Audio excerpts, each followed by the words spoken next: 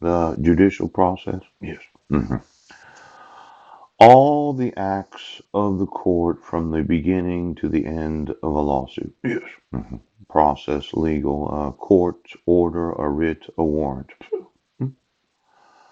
Now, this irregular process, a court order, writ not issued in strict conformity with the established law. Yes. Could be the protection order that you issued for 10 years. Right. Could be the protection order you issued for 2 years. Right.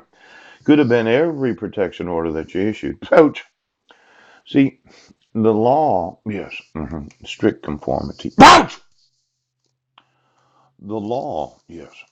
only requires you to attempt service 2 times on the respondent Yes.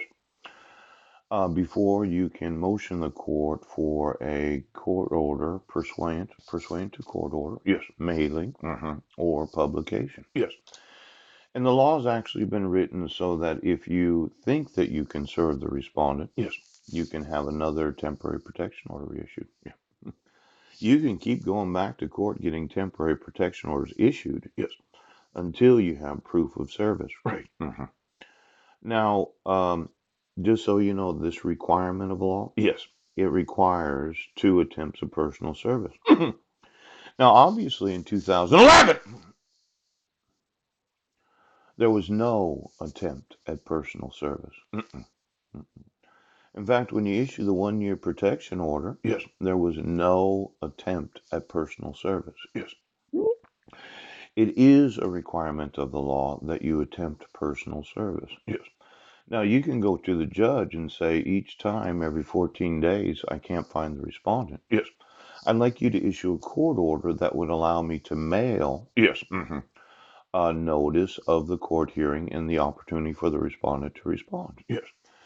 In that case, it would be 24 days from mailing or publication. That's right. Because I've done a lot of study on what the conformity of the law is.